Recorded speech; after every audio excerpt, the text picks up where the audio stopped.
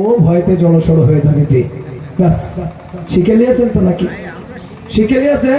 তবে এই গ্রামের যত স্বামী শিখলেন ও বাড়িতে গিয়ে গিন্নিদের কাছে এ কেরামতি খেলাতে পারবেন না। কেন জানেন? তো মা বোনেরা মাইকে আওয়াজ শুনে নিয়েছে। ঠিক বললাম তো? সে মা বোনেরা শুনে নিয়েছে। আর যদি ঘুমিয়ে থাকে তাহলে আপনার কেরামতি খেটবে, যদি জেগে থাকে ব্যাস বলার জায়গা নেই। ঠিক লাইনে ধরছি। জি জি হ্যাঁ শোনেন, 1 নম্বর তালাক। ওয়াজ শেষ করবো কিন্তু গেলে 1 নম্বর তালাক। তালাক শব্দের উপর আল্লাহর অভিশাপ, লানত। 2 ভিক্ষাবৃত্তি। কি বললাম বাবা? তাড়াতাড়ি বলুন। চাওয়া। অনেকে অভাবে করে, স্বভাবে করে।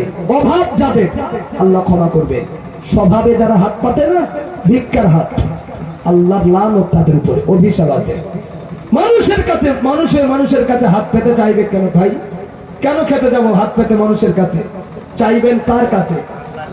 জোরে বলুন, আরো জোরে বলুন। ব্যাস এই দুটো জিনিসের উপরে লানত বলেছিলাম। টুক টুক টুক টুক করে বলতে বলতে 5টা পয়েন্ট এই পর্যন্ত। একবার তো বিধান দে, নারে তাকবীর, নারে তাকবীর, নারে তাকবীর, নারে তাকবীর। সিলসিলায়ে হক মুজাদ্দিদে জামান। দাঁড়ান একটু, দাঁড়ান একটু, হুজুর আসছে। দাঁড়িয়ে পীরের আওলাদ দাঁড়িয়ে যা। নারে তাকবীর, নারে তাকবীর। আওলাদে মুজাদ্দিদে জামান, আওলাদে মুজাদ্দিদে জামান। নারে তাকবীর, নারে তাকবীর, নারে তাকবীর। আয়াত বাকি, মোলাকাত বাকি। অসম্পূর্ণ ওয়াজ করে আমি যাইনি, এই পর্যন্ত রাখলাম। 5টা রেখেছি, তার উপরে এই পর্যন্ত আমার হায়াত শেষ।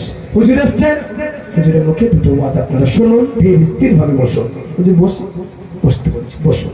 তাকবীর দেন, নারে তাকবীর। আওলাদে মুজাদ্দিদে জামান, আওলাদে মুজাদ্দিদে জামান।